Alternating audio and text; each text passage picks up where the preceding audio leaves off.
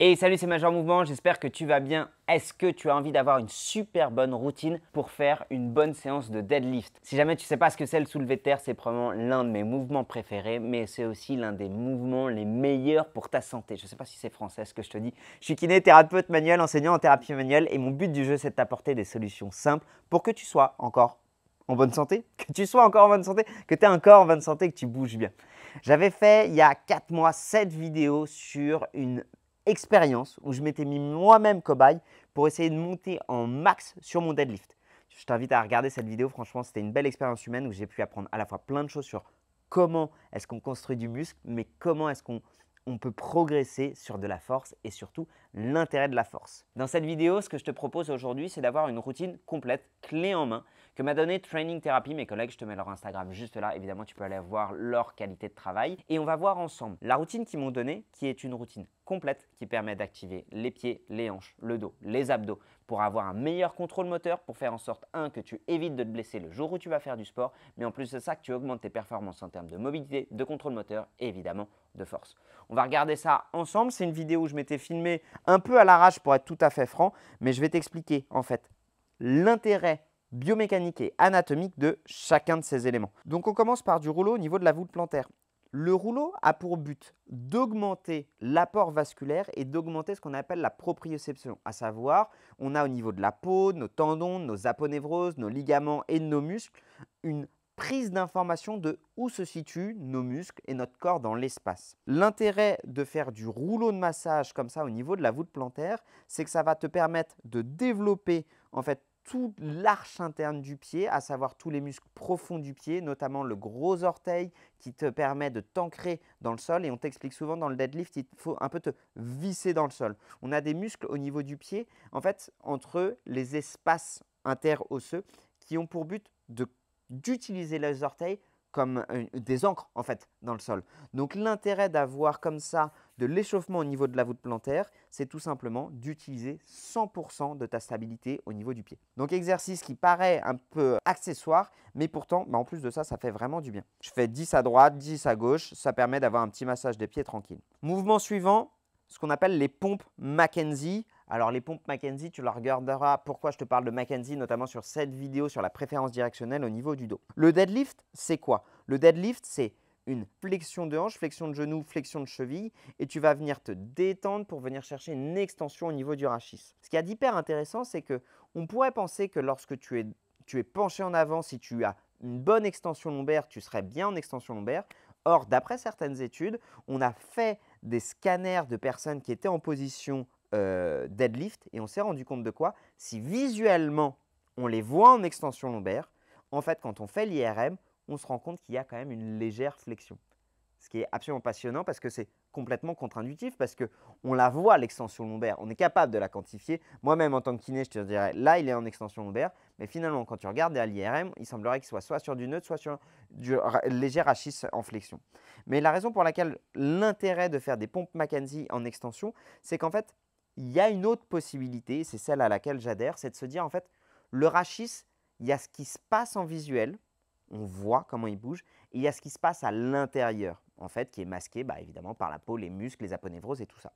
Et qu'en fait, le but du jeu d'un échauffement, c'est quoi?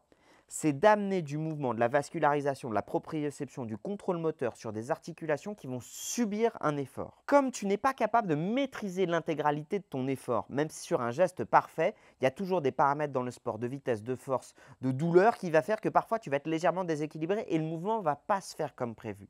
Le but du jeu d'un échauffement, c'est de faire en sorte justement de se préparer à l'imprévu. Donc si au cours de ton échauffement, tu viens chercher de l'extension, va faire que si au cours de ton sport, tu subis un mouvement d'extension, tu seras prêt, tu l'auras prévenu. Tes muscles seront capables de répondre rapidement. Donc faire de l'échauffement en extension me permet à la fois de vasculariser mon dos en extension, de favoriser le mouvement et le glissement de mon disque intervertébral, notamment entre L5 et S1 en extension. Et pour ça, les pompes Mackenzie, c'est excellent. On passe au Jefferson Curl. Vous l'avez compris, ce que je fais en extension, je vais le faire en flexion exactement pour les mêmes raisons.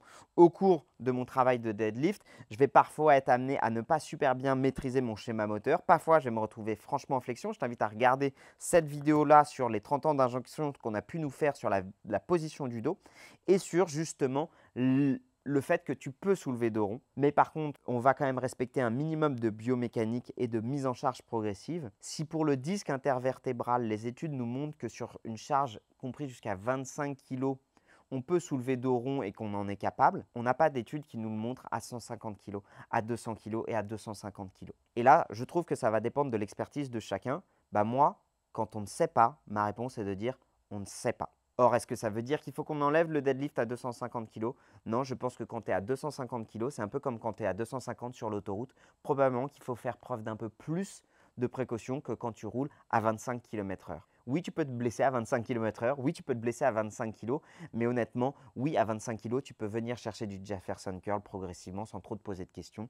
Par contre, à 250 kg, je pense que c'est quand même assez intéressant dans le cas où on ne sait pas, d'essayer d'avoir le schéma moteur le plus propre possible. Ce qui va faire parfois que les gens se font mal sur un deadlift. Je suis arrivé sur mon deadlift. J'étais à une période où soit j'étais fatigué, soit j'étais en train de travailler mon max depuis quelques semaines. J'avais une petite douleur au niveau de la sacro-iliaque et ça me faisait mal. Et quand j'ai commencé à tirer la barre, je ne le sentais pas bien. Et là, boum, j'ai entendu une grosse douleur, j'ai entendu un crack et je me suis déclenché un lumbago. Et les gens vont se dire, je me suis fait un lumbago parce que ma technique n'était pas bonne. Non, ce n'est pas parce que ta technique n'était pas bonne, c'est parce que tu étais fatigué, tu avais déjà un schéma douloureux et à cause de ta fatigue et que ton schéma douloureux a fait que tu as modifié ne serait-ce que de quelques degrés ta position de ton bassin et qu'à 150 kg, le changement de ta position de bassin peut faire que ça a augmenté les contraintes sur des structures qui n'étaient pas capables de les encaisser. D'où une fois de plus l'intérêt de l'échauffement dans toutes les amplitudes pour te dire au moins j'ai prévenu mes tissus, les gars, je vais aller en flexion. Soyez prêts si j'y vais. Les gars, je peux aller en extension. Soyez prêts si j'y vais. Et donc, vous l'aurez compris, dans cette logique de mes échauffements me permettent d'aller visiter toutes ces amplitudes, si après avoir fait de l'extension, je fais de la flexion, eh bien, il me manque quoi? Le rachis neutre. Le rachis neutre sur du good morning. Vous regardez là que mon exécution n'est pas dingue, je vais un peu trop loin, je finis mon hip hinge sur de la flexion lombaire.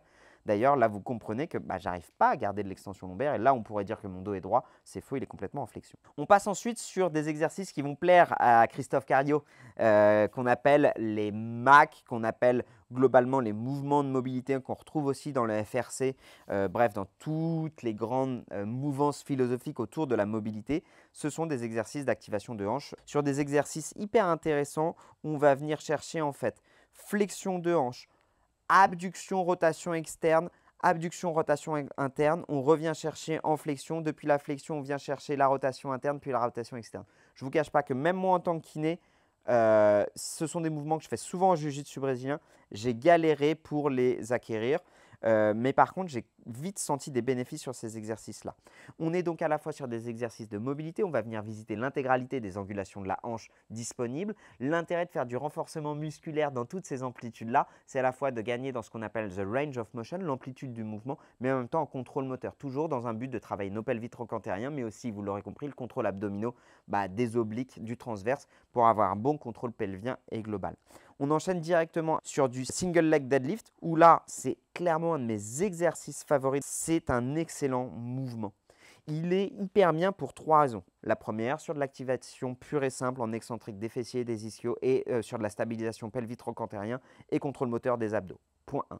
Il est hyper intéressant, point 2, parce qu'il permet de travailler en asymétrique. Je vous l'ai évoqué tout à l'heure, une des raisons pour lesquelles les gens peuvent se blesser sur du deadlift, c'est parce que parfois, sur des facteurs de fatigue, de douleur, de j'ai chargé trop vite, trop fort sur une articulation qui n'était pas capable de l'encaisser, là où ils se sont entraînés très fort sur un deadlift dans l'axe, parfois la vie fait que tu vas être légèrement désaxé. Et quand tu vas être légèrement désaxé sur une charge très lourde, si par exemple ta sacro-iliaque gauche pouvait être prête à encaisser, je dis n'importe quoi, 75 kg, parce que tu étais bien réparti gauche-droite, le fait que tu sois légèrement désaxé parce que tu as une douleur, tu es fatigué, va faire que tu vas passer de 75 kg à 95 kg. Et autant ta sacro-iliaque était capable et adaptée pour encaisser 75 kg, en fait, le passage de 75 à 95 va lui déclencher des vives douleurs. Donc, l'intérêt du single leg deadlift, il est justement d'apprendre à jauger cette latéralité. Beaucoup de sports, même s'ils sont symétriques, en fait, la symétrie, j'aime bien l'envisager comme l'accumulation d'une asymétrie, en fait. Sur la somme d'une asymétrie, crée une symétrie. Donc, en fait, la vraie symétrie n'existe pas tout à fait. Le dernier intérêt du single leg deadlift, c'est d'un point de vue du neurodynamique. Et bien en fait, en faisant ça, ce que je vais faire, c'est que je vais faire une flexion de hanche d'un côté avec l'extension de hanche de l'autre côté, va en fait me faire du mouvement neurodynamique du paquet vasculo-nerveux, du paquet nerveux principalement, du plexus lombaire. Et donc, ça peut en même temps, pour des raisons dites non spécifiques, venir travailler tout simplement du neurodynamique du sciatique ou du neurodynamique du crural. Bref, ta mobilité au niveau de tes nerfs et donc éviter de te déclencher des cruralgies ou des sciatalgies sur des étirements nerveux. On finit sur un dernier exercice de l'extension lombaire. Cet exercice, il est clairement détesté. Je suis à 2,16, tu es allongé sur un banc, appuie sur les deux mains et là, tu vas venir chercher l'extension.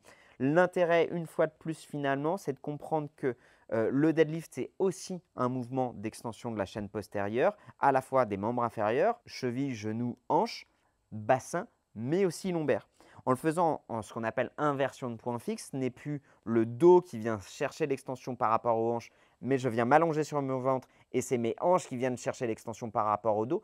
En inversion mes points fixes, je change complètement mes paramètres et ça me permet de venir chercher des muscles qui n'ont pas forcément l'habitude de travailler lorsque je suis sur mes deux pieds. Donc c'est un exercice qui est assez spécifique pour lequel je détestais au départ parce que je n'étais pas du tout habitué à le faire, mais j'ai clairement senti que plus je le faisais, plus j'avais une vraie grosse sensation d'activation sur mes muscles extenseurs du rachis inférieur. Donc hyper intéressant. Ok, donc voici une analyse finalement assez technique de quel est l'intérêt de faire un bon échauffement, en quoi les échauffements viennent chercher des structures spécifiques dont tu vas avoir besoin dans ton activation musculaire. Si cette vidéo t'a aidé, franchement de tout mon cœur, moi j'adore faire des vidéos comme ça, dis-le moi en détail.